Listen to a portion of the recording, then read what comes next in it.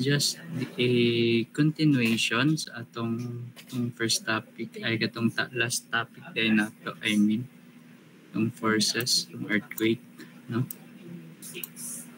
So here, as you can see, natin 3D frame.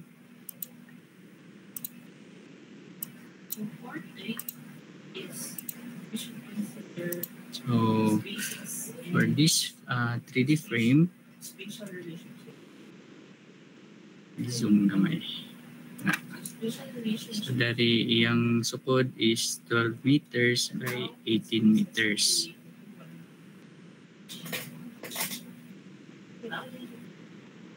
So 12 meters for our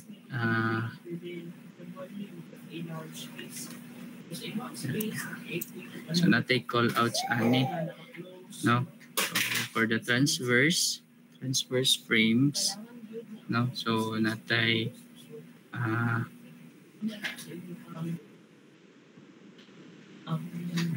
na-pray na join sa ito sa same space.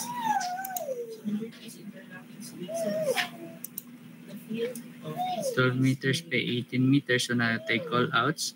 There is natay ABC, no? ABC for our longitudinal frames kay mamani siya ang longitudinal nato kanimang may 18 nga sukod kay sa nga longitudinal long siya nata siya. Then dire sa atong transverse frames. So to determine the relative rigidity or ato na siyang gitawag nga R, so muna siya itong gamitan na itong buhaton. Since all columns are equal size, so kani siya in determining the relative rigidity, first dapat pareha itong columns na correct sizes para maka-assume ta. So since equal size siya, so we assign a rigidity or relative value of R sub C is equal to 1 per column. So 1 ang atong value per column. So kung makita ninyo, transverse frames na to 1 to 4. So 1 to 4.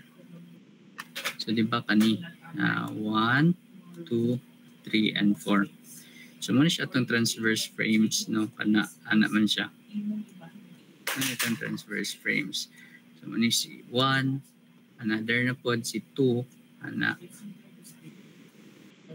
And si 3 na po.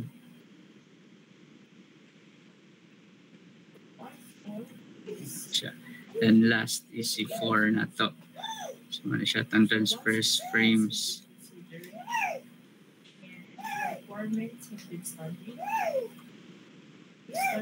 So since 1 per column man ta, so ang R na to sa for transverse frames is 3. Ano gani? Kaya mo man siya atong transverse frames. Kaning atong butang call out nga 1, 2, 3, and 4. Since 1 per column man ta, so natay 1, 2, 3. No? Tulo ka column. So manang tulo siya. For longitudinal frames, atong ito nga ABC. So nga atong R is 4 po siya. Okay, since sa longitudinal nato, mamani atong longitudinal. Frame A. Frame A. Okay, so naman na siya. A, then dire kadua si B. Nakano siya, so nagsapaw-sapaw na yun siya. Then si C. Ano siya. So maning ang atong R is 4. No? So man atong first buhaton. The second is for every 1 kilonewton of lateral force on the building in the transverse direction, each frame 1 to 4 will receive 3 over 12. So is equal to R over summation sa R.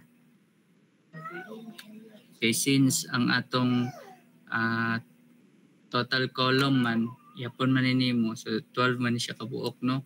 Tulo sa transverse, then upat sa longitudinal. So natay 12 ka columns. So mo ni siya for the transverse direction, hindi nga 3/12 ta or 0.25 kilonewton. So similarly, kung sa longitudinal frame na ta, so 4/12 ta or 0.33 kilonewton ang atong lateral force sa longitudinal direction. So muna siya ang second step. The next step is torsional force. So the building is symmetrical, so therefore no calculated torsion is considered. So since symmetrical naman siya, however, an accidental eccentricity of 5% will be assumed in accordance with NSCP 208.5.1.3. So based sa atong NSCP, bahala pa o symmetrical siya ang atong building. Gamit yapon ta sa 5% accidental eccentricity.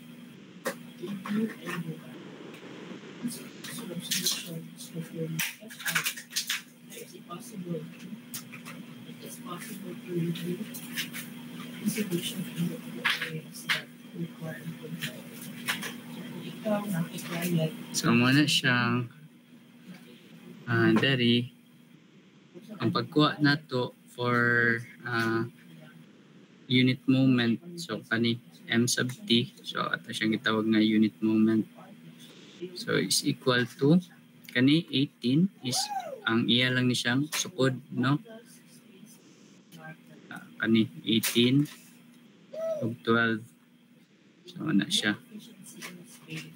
So unit moment for longitudinal kay 18 man ang longitudinal, so 18 times 5% times 1 kilonewton meter. So since 1 kilonewton man to atong gina-assume, so man na siya nga sa moment 1 kilonewton meter atong gamiton, so equals to 0.9 kilonewton meter for longitudinal nato. So for transverse, substitute lang nato, pulian nato sa 18 ug 12, then same ang gyapon siya dahil nga process, so natay 0.6 kilonewton meter for transverse.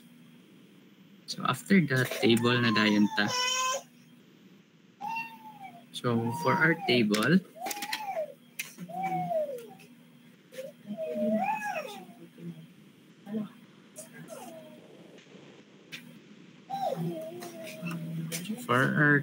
so ingani lang siya. So as you can see, halos same lang siya sa table sa atong last time, no? So katong sa atong topic last time, itong pagkuha sa fx, no? So same lang gyapon siya. Hx nimo is ang height nimo, so nalang kay kaning triangle H, so it's just ang iyang height lang per floor. Kani siya is pag-add naman ni from 4 plus 4, so maning na 8 siya. And Wx is ang weight, same lang gyapon, W sub x times H sub x, multiply lang. So same process lang siya until dari sa f of x. So after that, na kay bag-o dayon, na kay madugang, which is ang v sub x o ang m sub x. V sub x is ang imong shear, no? Ano siya imong shear?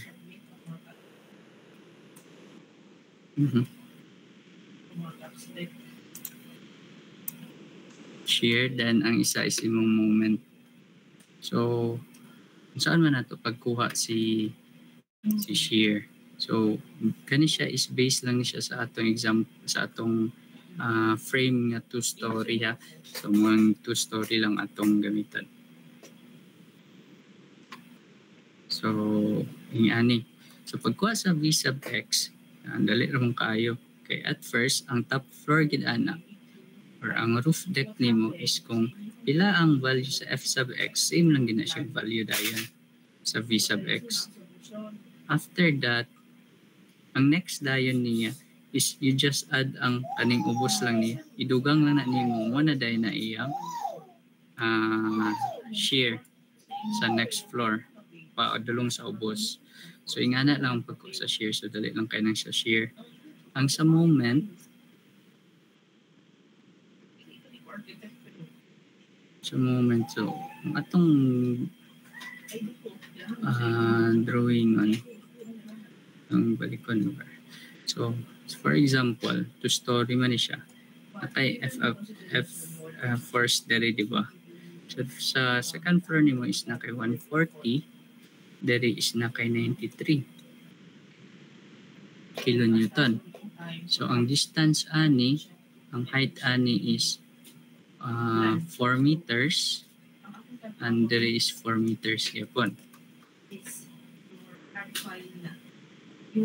So para magkuha tag moment, so ingani lang. So first, magkuha tag moment like kung sa first story atong paon, no? Kung na kay first, so